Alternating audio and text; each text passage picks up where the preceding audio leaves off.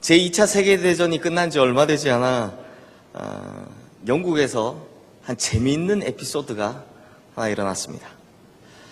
영국 평소에 날씨가 그렇듯이 그날도 갑작스럽게 폭우가 쏟아지는 어떤 여름날이었습니다. 그런데 때마침 런던 교외에 한 농가를 지나던 몇몇 사람들이 갑자기 내리는 이 비를 피하려고 이리 뛰고 저리 뛰고 하고 있었습니다. 그런데 그 사람들 중 한 참하게 생긴 여자 청년 한 명이 한 농가에 찾아 들어와 이렇게 이야기를 합니다. 저기 혹시 우산 좀 빌릴 수 있을까요? 그랬더니 이 농가 주인이 이 여자를 보고 이렇게 생각을 합니다. 야, 이 사람이 부잣집 처녀 같아 보이기는 하지만 누군지도 모르는데 내가 좋은 우산 줘봐야 나중에 돌려주지도 않을 것 같고 손해볼 것 같고 그러니 자기만 우산 하나 손해볼 것 같다라는 생각이 들더랍니다. 그래서 마침 자기가 쓰다 버린 다 부서진 낡은 우산이 하나 있길래 이 우산을 그 여자 청년에게 건네줍니다. 그러자 그 한심한 우산을 받아든 이 여자 청년이 오히려 감사하다라는 인사를 하고 그 자리를 떠났다고 합니다. 그런데 다음날 어떤 사람이 이 농가 주인에게 찾아와서 아주 예쁘게 포장된 편지와 그리고 그것과 함께 다 부서진 우산, 어제 자기가 주었던 그 우산을 들고 다시 가져온 것이 아니겠습니까? 그래서 이 농부가 이걸 받아들고 참 신기하다라는 생각이 들어서 이 편지를 열어봤더니 그 편지에는 진심으로 감사합니다 라는 정중한 인사와 함께 어제 우산을 빌렸던 그 여자 청년의 사인이 기록되어 있었다고 합니다. 그런데 이 여자 청년의 사인이 범상치 않구나 라는 생각을 하고 이 농가 주인이 이 사인을 자세히 들여다보았답니다. 그랬더니 그 흘려 쓴 사인에 이렇게 써 있었답니다. 퀸 엘리자베스. 바로 지금도 살아계신 영국 여왕 엘리자베스 2세 여왕이었던 것입니다. 이 엘리자베스 여왕은요 2차 대전 직후에 25살의 영국 여왕이 되었으니까 그냥 볼 때는 일반적인 어느 부잣집의 참한 규수로밖에 보이지 않았던 것이죠. 그러니 자기가 어제 만난 사람이, 우산 빌려준 사람이 이 엘리자베스 여왕이라는 걸 안 이 농부가 땅을 치며 후회를 합니다. 야, 내가 이분이 엘리자베스 여왕인 줄 알았더라면 좀 잘해줬을 텐데, 내가 정성을 다해서 그분을 영접해드렸을 텐데, 적어도 내 우산 중에 제일 좋은 거 꺼내서 드렸을 텐데, 그랬더라면 내가 참 좋은 상을 받았을 텐데 라고 가슴을 치며 후회했다라는 이 에피소드가 있습니다. 사랑하는 성도님들, 런던 교회의 허름한 농가에 있었던 한 농부의 실수, 즉 여왕을 여왕으로 알아보지 못하고 그래서 제대로 대접하지 못했던 이런 참 안타깝고 비극적인 실수가 2000년 전 거룩한 성탄을 맞이하고 있었던 팔레스타인 땅에도 똑같이 일어났습니다. 온 우주의 창조자이시고 만왕의 왕이시며 만주의 주이신 바로 예수님께서 유대 땅 베들레헴에 오셨지만 아무도 그분이 누구인지를 깨닫지 못하고 또 그분을 만나고 영접할 수 있는 그런 특권을 놓친 사람들의 이야기가 성경에는 줄줄이 다 기록되어 있다는 것입니다. 예를 들어 헤롯 왕이나 또는 서기관들도 이런 부류에 포함이 됩니다. 다 놓쳐버린 겁니다. 그리고 오늘 본문에는 이렇게 예수님을 만나고 영접할 수 있는 절호의 찬스를 잡았지만 그 찬스를 놓쳐버린 한 사람의 이야기가 또 기록되어 있습니다. 이 사람이 누구냐? 예전 학창시절에 문학의 밤 할 때나 혹은 크리스마스 때 하는 성극에 보면 꼭 엑스트라가 이 역할을 맡아서 합니다. 대사라고는 방 없어요! 방 없단 말이에요! 하는 이 짧은 정도의 대사밖에 없는 바로 여관 주인입니다. 우리 다 함께 오늘 본문 7절 말씀을 함께 읽겠습니다. 첫 아들을 낳아 강보로 싸서 구유에 누였으니 이는 여관에 있을 곳이 없음이러라. 이 당시 베들레헴에는 호적을 하기 위해서 수많은 사람들이 몰려와 있었습니다. 그런데 어떻게 된 일인지 모든 만물의 주인이시며 또 전능하신 하나님의 아들이신 예수님께서 여관 빵 하나, 정말 그 여관에 방 하나 얻지 못해서 구유에서 탄생하시는 놀라운 일이 벌어졌다라는 것입니다. 그러니 오늘 본문을 통해서 우리가 보게 될 이 여관 주인, 성경에 기록이 없어서 이 사람이 대체 누구인지는 모르나 우리 입장에서는 정말 한 번만 뵙기만 하면 좋겠다. 손 한 번만 잡아보면 좋겠다. 그 음성 한마디만 들어보면 좋겠다라고 하고 싶은 그 예수님을 지금 자기 집에 두고도, 지금 자기 옆에 두고도 몰랐다라는 것입니다. 그토록 가까이에 있었는데 정작 이 여관 주인은 예수님의 오심을 알지 못했다라는 것입니다. 성도님들, 역사의 주인 되신 예수님께서는 이 땅에 오시자마자 이 세상의 역사를 BC, Before Christ, 그리고 AD, Anno Domini, 즉 그리스도 이전과 이후로 완전히 나누어 버리셨습니다. 이렇게 오시자마자 역사를 새롭게 써가기 시작했다라는 것입니다. 또 역사의 주인 되신 예수님께서는 이 땅에 오시자마자 그분을 만나는 모든 사람들의 개인적인 역사들도 다 뒤바꾸어 놓으셨습니다. 그래서 예수님을 만난 사람들은 한결같이 자기의 삶이 변화되었다라고 증언하기 시작했습니다. 그러므로 우리의 세계관과 인생관을 바꾸어 놓으신 그분, 이 세상의 역사를 바꾸어 놓으신 그분, 또 우리를 죽음에서 살려내시며 우리의 삶을 송두리째 변화시키기 위한 바로 그분이 오셨는데, 그래서 그분이 지금 바로 자기 집에 있는데, 바로 자기 옆에 있는데, 그런데도 이 여관 주인은 그 예수님을 영접하지 못했다라는 것입니다. 대체 왜 그랬을까요? 저도 이 이유가 참 궁금했습니다. 어린 시절에도 크리스마스 성극에 등장하는 그 방 없어요! 라고 외치는 이 여관 주인에 관한 내용을 보면서 저 사람은 왜 저랬을까 하는 참 많은 궁금증을 가져보았습니다. 그런데요, 대체 왜 그랬을까요? 생각해보면 그 이유 간단합니다. 우선은 몰랐으니까요. 몰랐겠죠. 지금 자기 집 헛간에 있는 아기가 예수님인지 몰랐기 때문에 그랬을 것입니다. 저는 성경에서 제가 개인적으로 뽑는 제일 슬픈 구절이 요한복음 1장 5절 말씀이다라고 생각을 합니다. 이렇게 되어 있습니다. 빛이 어둠에 비치되 어둠이 깨닫지 못하더라.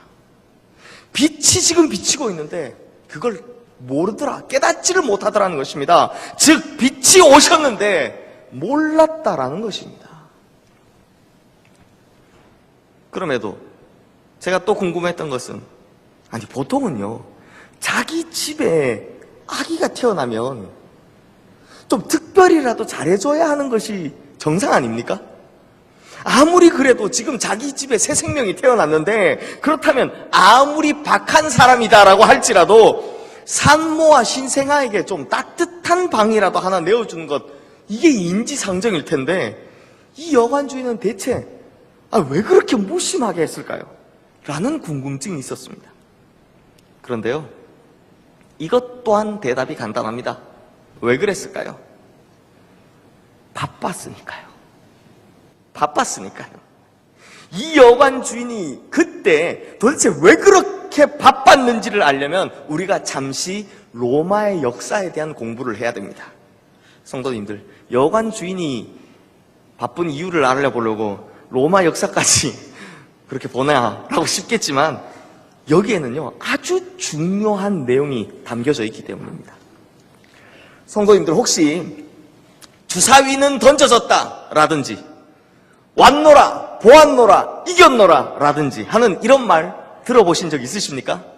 네, 워낙 유명한 말이니까 한 번쯤은 다 들어보셨을 것이다 라고 생각이 됩니다. 로마를요, 자신의 수중에 넣기 위해서 전투를 각오하고 루비콘 강을 건너면서 주사위는 던져졌다 라고 말한 이 사람, 그리고 그 전투에서 승리하며 왔노라, 보았노라, 이겼노라 라고 말한 이 사람, 또 마지막에는 자신의 절친한 동지였던 브루투스에게 암살당하면서 브루투스 너 맞아 라는 유명한 말을 남긴 이 사람이 대체 누구냐면 바로 가이우스 율리시스 카이사르입니다. 이름 참 길죠? 가이우스 율리시스 카이사르입니다. 이 율리시스 카이사르가 로마를 정복했습니다. 그 루비콘 강을 건넌 전투에서 이겨서 로마를 정복했지만 자기 절친이었던 이 브루투스에게 암살당함으로 황제에 오르지는 못합니다. 그런데 이 사람이 죽기 전에 당시에 20살도 채 되지 않았던 자기의 조카이며 그리고 나중에 양자로 입적한 옥타비아누스를 황제로 세워달라 라는 유언을 아주 은밀하게 남겨놓습니다. 그러자 이것이 문제가 됩니다. 지금까지 충성을 다해왔으니 자신이 후계자가 될 것이다 라고 믿어온 사람, 바로 안토니우스라는 사람이 이 유언을 듣자마자 엄청나게 큰 배신감을 느낀 겁니다. 사실 우리 성도님들 안토니우스라고 하면 잘 모르시겠지만 이 사람의 내연녀는 이름만 이야기해도 다 아실 겁니다. 이 사람의 내연녀가 누구냐? 바로 클레오파트라입니다. 클레오파트라. 그래서 결국 이 안토니우스와 클레오파트라라는 이 두 사람이 양자였던 이 옥타비아누스와 대결을 하게 됩니다. 그리고 마침내 이 옥타비아누스가 자신의 정적이었던 안토니우스와 클레오파트라 이 두 사람을 물리치고 BC 25년, 그러니까 예수님께서 태어나시기 25년 전에 마침내 로마의 초대 황제에 오르게 된다라는 것입니다. 그래서 이 사람이 자기가 황제에 오르거나 자기의 황명을 이렇게 짓습니다. 카이사르 아우구스투스라고 부르게 합니다. 그런데 성도님들, 이 카이사르 아우구스투스라는 황제, 이 황제 이름이 성경에 나옵니다. 어디에 나오느냐? 바로 오늘 본문 1절 말씀에 등장하는 가이사 아구스도, 이 사람이 바로 이 카이사르 아우구스투스라는 것입니다. 그런데요, 이 카이사르 아우구스투스, 즉 성경식으로 표현하면 가이사 아우구스토가 로마 제국의 황제가 되어서 로마 제국을 통치해 보니까 이상한 점을 하나 발견을 했습니다. 그 이상한 점이 무엇이냐 하니, 로마 제국은 정말 엄청나게 넓고 또 거기에 사는 사람들은 진짜 많은데 이상하게 세금은 자기가 생각한 만큼 거둬지지 않더라는 겁니다. 그래서 이 아우구스투스 황제가 어떻게 하면 세금을 좀 제대로 거둘 수 있을까 고민을 하다 로마 제국 전체를 대상으로 정확한 호적 정리를 실시하라 라는 명령을 내리게 됩니다. 이렇게 인구조사가 정확하게 되면 더 많은 세금을 정확하게 거둘 수 있겠구나 라고 생각했기 때문입니다. 그래서 오늘 본문 1절 말씀에 이 사건을 이렇게 이야기하고 있습니다. 우리 다 함께 오늘 본문 1절 말씀을 읽겠습니다. 그때 가이사 아구스토가 영을 내려 천하로 다 호적하라 하였으니. 그런데 여기서 참 신기한 일이 벌어집니다. 로마 황제의 명령이 있으니 로마 제국에 속한 모든 사람들이 다 호적을 정리하러 자기 고향으로 가야 했습니다. 그렇게 되니 당시 갈릴리에 살던 요셉은요, 어쩔 수 없이 만삭이었던 자기 아내 이 마리아를 데리고 고향이었던 베들레헴으로 올 수밖에 없었다는 것입니다. 그리고 이 베들레헴에 도착했을 때 바로 거기서 예수님을 낳게 되었다라는 것입니다. 성도님들, 이것을 제가 지금 한 것처럼 역사적으로 보면 이렇게 우연히 이루어진 것 같은 스토리이지만 이것을 성경의 예언의 성취라는 관점에서 보면 이것은 정말 기가 막히게 알맞는 딱 맞는 타이밍에 일어난 일이 아닐 수 없다는 것입니다. 왜냐하면 이 로마 황제의 명으로 인해서 구약성경 미가서 5장 2절 말씀, 베들레헴 에브라다야 너는 유다족 속 중에 작을지라도 이스라엘을 다스릴 자가 내게서 내게로 나올 것이라. 그의 근본은 상고의 영원에 있느니라 라는 이 예언, 즉 예수님께서 메시아가 베들레헴에서 태어날 것이다 라는 이 예언이 정확하게 성취될 수 있었기 때문입니다. 그러므로 성도님들, 하나님께서는 정말 역사의 주관자가 확실합니다. 이렇게 많은 다른 나라의 일들을 통해 결국은 이 하나님의 예언을 이루어 가시는 분이시기 때문입니다. 그러면 성도님들, 이제 호적을 정리하러 타향으로 떠났던 사람들이 물밀듯 밀려오던 그날 이 여관 주인은 어땠을까요? 아마 여관 주인은 속으로 이렇게 외쳤을 것입니다. 야, 이게 웬 떡이냐? 땡 잡았다. 그야말로 대목을 맞이한 것입니다. 성도님들, 경제 원리는요, 예나 지금이나 똑같습니다. 공급에 비해서 수요가 많으면, 즉 공급은 적고 수요가 높으면 어떻게 됩니까? 물가는 당연히 올라가게 됩니다. 급상승하게 됩니다. 즉 그날에 여관 숫자보다 몰려드는 손님의 숫자가 훨씬 더 많으니 그날은 부르는 게 값이 되는 날입니다. 물가가요, 이 방값이요, 천정부지로 오르게 되는 것이죠. 그러니 그날에는 정말 여관 주인이 갑 오브 갑입니다. 요즘 표현을 하면 갑 중에 갑입니다. 돈을 아무리 많이 준다고 해도 더 많은 돈을 주는 사람이 나타나면 방 없어요 하면 그만인 것입니다. 자기가 갑인 것이죠. 그 말 한마디면 끝나는 것입니다. 그렇다면 성도님들, 이때 그렇게 많은 손님들을 맞이하고 있던, 오늘 대목이구나, 한몫 잡자라고 생각하고 있던 이 여관 주인의 모습을 한번 상상해 보십시오. 당연히 바빴겠죠. 엄청나게 바빴을 것입니다. 뿐만 아니라 지금 큰 돈 벌 생각에 신이 나서 이리 뛰어다니고 저리 뛰어다니고 아마 진짜 열심히 뛰어다녔을 것입니다. 그러다 보니 무슨 일이 벌어졌습니까? 정말 중요하고 귀하신 손님, 예수님께서 바로 거기에 오셨는데 거기에는 신경도 못 쓰고 있더라라는 것입니다. 예수님께서 바로 옆에 계셨는데, 예수님께서 바로 자기 집에 계셨는데 그걸 놓쳐버렸다라는 것입니다. 바빠서 그렇다라는 것입니다. 사랑하는 성도님들, 그런데요, 우리 중에도 이와 비슷한 분들이 계십니다.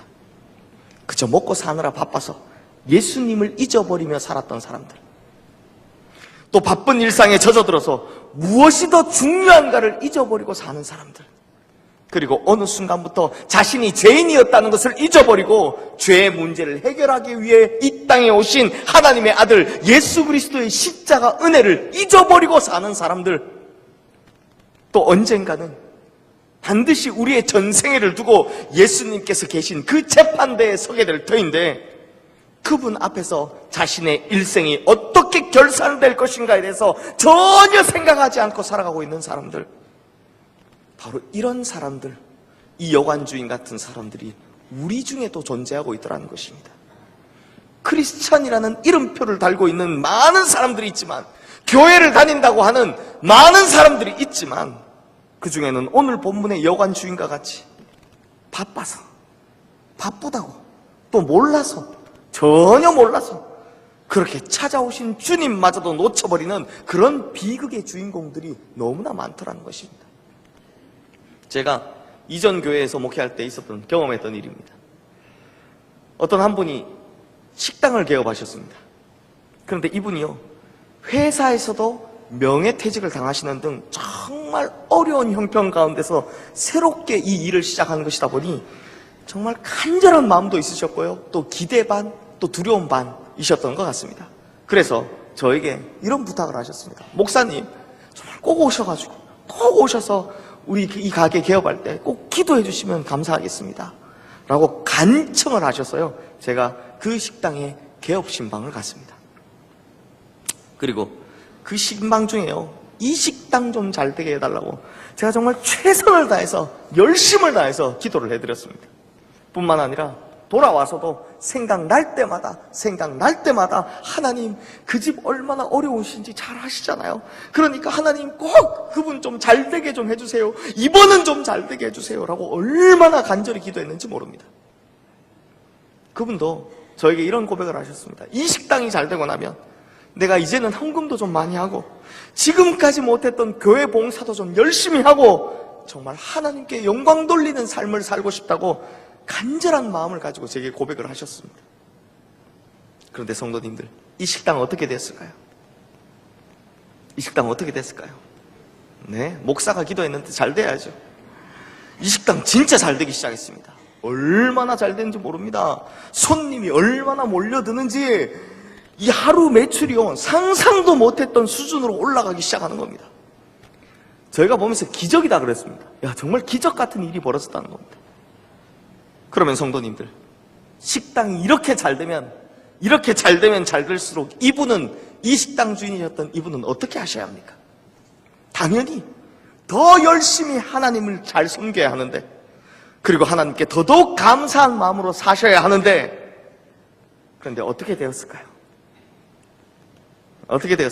처음에는 주일은 쉽니다라는 간판을 달았던 그 식당이 너무 손님이 많이 몰리니 주일에도 엽니다로 바뀌었습니다. 좀 더 지나니 어떻게 되었을까요? 진짜 어느 순간부터는 주일날 안 보이시니까 전화하면 바쁘다고 그러다 최고의 결론은 몸은 안 오고 헌금 봉투만 오기 시작하더라는 겁니다.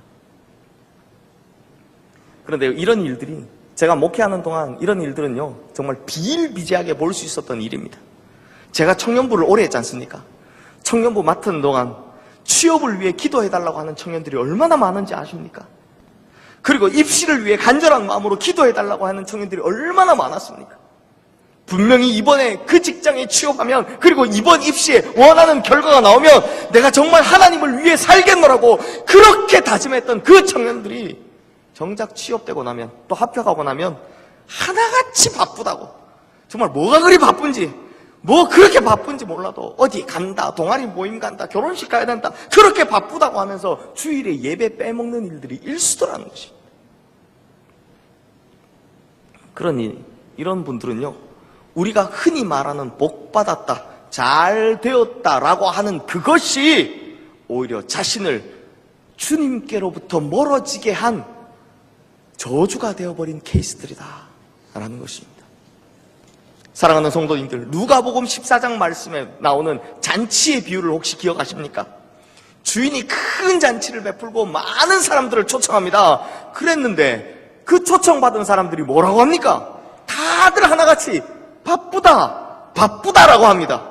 나는 이번에 밭을 샀으니 그거 보러 나가봐야 하고, 나는 이번에 소 5겨리를 샀으니 그거 시험해보러 가야 하고, 나는 장가 들어서 못 가겠다라고 합니다. 다 바쁘다는 겁니다.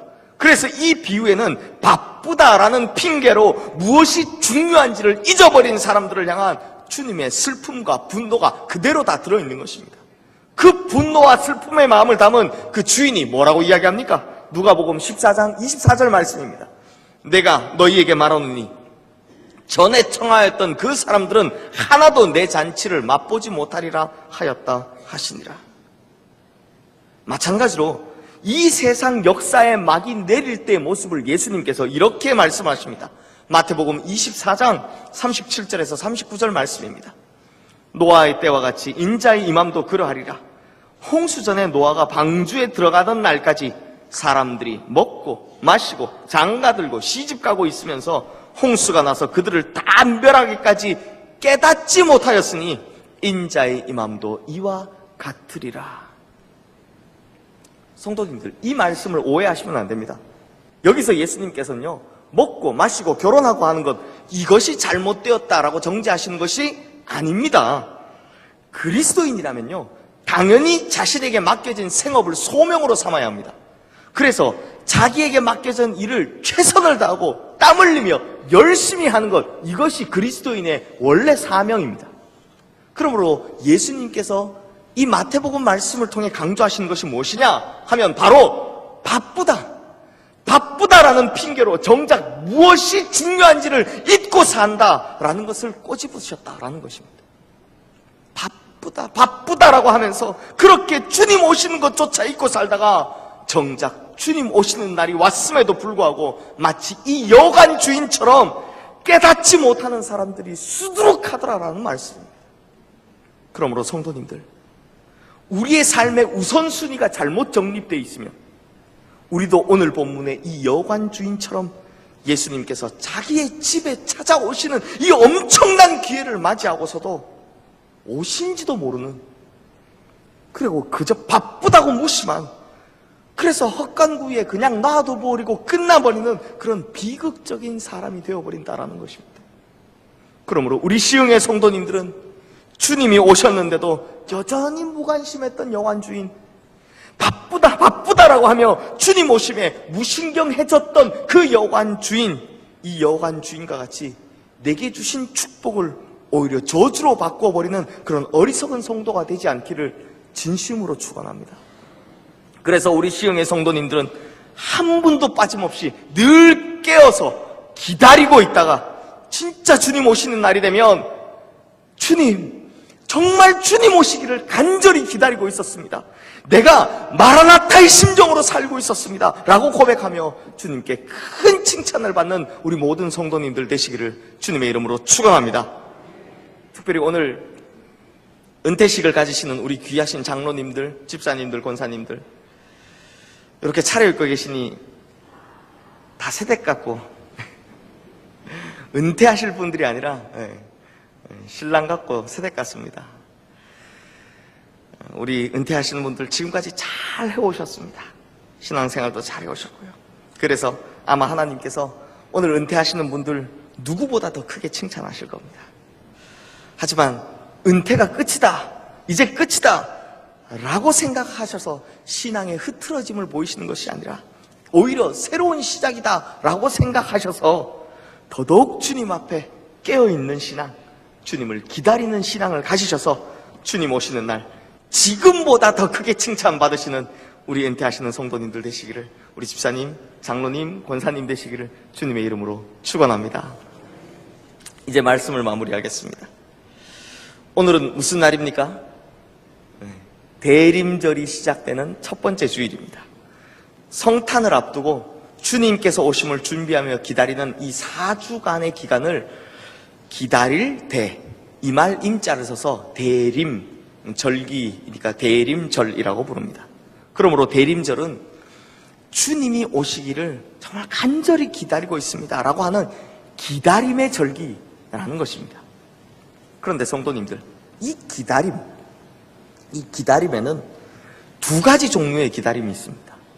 어떤 기다림이 있습니까? 먼저는 기다리는데 쓸쓸하고, 또 기다리는 것이 오지 않아 실망스럽고, 또 너무 오래 걸려서 그래서 지루하고 하는 이런 식의 부정적인 기다림입니다. 이 부정적인 기다림을 어떻게 설명을 할까 하다가 제가 책 한 권을 소개하려 합니다. 이 콜롬비아인이면서 1982년에 노벨 문학상을 받으셨던 가브리엘 가르시아 마르케스. 오늘은 이름들이 좀 다 깁니다. 오늘 나오시는 분들은 가르시아 마르케스라는 사람이, 이분이 쓴 아무도 대령에게 오지 않다라는 소설이 있습니다. 이 소설에 보면요, 주인공이 만성천식 환자인 아내, 이 아픈 아내를 돌보며 사는 75살 75세의 퇴역 대령이 바로 주인공입니다. 그런데 이 주인공, 퇴역한 대령이요, 하루 종일 하는 일이 무엇이냐면 매일같이 선착장에 나가서 무언가를 기다리고 있는 겁니다.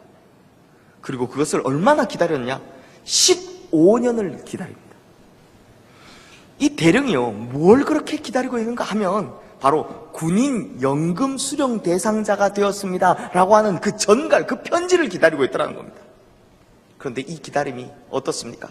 번번이 실패로 끝납니다. 15년을 기다렸는데 안 됩니다. 결국 안 되더라는 겁니다. 15년을 매일같이 기다렸지만 이 기다림의 끝은 결국 실패고 또 실망이고 쓸쓸함으로 끝이 납니다. 결국 이 퇴역대령이요, 이 소설의 결론에 보면 퇴역대령이 찹찹한 마음에 정말 아픈 아내 볼 면목이 없지 않습니까? 그래서 그 찹찹한 마음으로 발걸음을 돌리다가 하필 그때 먹을 것 찾아 거리를 헤매고 있는 수탉을 한 마리 발견합니다. 그리고 그 수탉을 보면 혼잣말로 이렇게 이야기합니다. 친구야, 인생은 참 쓸쓸한 거라네 라고 끝이 납니다. 사랑하는 성도님들, 그러나 우리의 기다림, 이 대림의 기다림은 이런 기다림이 아닙니다. 우리의 기다림은 이렇게 쓸쓸하고 지루하고 또 실망스러운 이런 부정적인 기다림이 아니라는 것입니다. 그래서 우리의 기다림은 반대로 오히려 기쁘고 설레는 긍정적인 기다림이라는 것입니다. 기다리는 시간이 다가오면 다가올수록 기대가 되고, 기다리는 시간이 다가올수록 막 설렘이 넘치는 그런 기다림이라는 것입니다. 이런 기다림은 또 어떻게 표현할까 보니 프랑스의 그 유명한 소설가 생텍쥐페리가 쓴 어린 왕자라는 소설 다 아시죠? 이 소설에 보면 이런 말이 나옵니다. 만약 내가 오후 4시에 온다면 난 3시부터 행복해지기 시작할 거야. 시간이 흐르면 난 더 행복해지겠지. 4시가 되면 흥분해서 안절부절하겠지. 그래서 행복이 얼마나 값진 것인가를 알게 될 거야 라는 말이 나옵니다. 4시에 오기로 했으니 3시부터는 어떻게 된다고요? 이제 곧 온다 라는 그 기쁨과 설렘으로, 기대감으로 기다리게 되더라는 것입니다. 사랑하는 성도님들, 마찬가지로 실제로 이 대림절이라는 말이 라틴어로 어드벤투스라는 단어입니다. 어드벤투스. 이 어드벤투스라는 단어는요, 도착하여 기다린다, 도착을 기다린다 라는 뜻을 가지고 있는데, 그러다 보니 이 어드벤투스의 뜻 중에 하나는 정거장이라는 뜻을 가지고 있습니다. 정거장. 어떻습니까? 이 대림절은 정거장입니다. 그래서 이 대림절에는 마치 정거장에서 군대 간 아들이 이제 막 제대해서 버스 타고 오는데 그 돌아오기를 기다리고 있는 그 부모님의 심정, 이런 심정, 또 정거장에서 사랑하는 여인, 오랫동안 보지 못했던 사랑하는 여인을 실은 그 버스가 온다라고 해서 그것을 기다리고 있는 그 기대감 넘치는 그 연인의 심정, 이런 심정으로 주님 오시기를 기다리고 있습니다 라고 하면서 이렇게 기쁨과 설렘과 기대로 기다리는 절기가 바로 이 대림절이다 라는 것입니다. 그러므로 우리 시흥의 성도님들은 이번 대림절만큼은 제발 그냥 스쳐보내지 않기를 간절히 바라고 또 소망합니다. 이번 대림절만큼은 기대와 기쁨과 설렘으로 주님 오심을 기다리는 성도님들 되시기를 주님의 이름으로 축원합니다.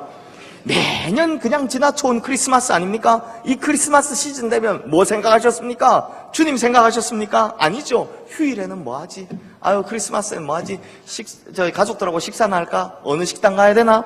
이런 거 고민하고 있다가, 또 젊은 사람들은 이제 내 연인하고 데이트나 할까? 이것만 고민하고 있는, 그러다 지나가는 크리스마스.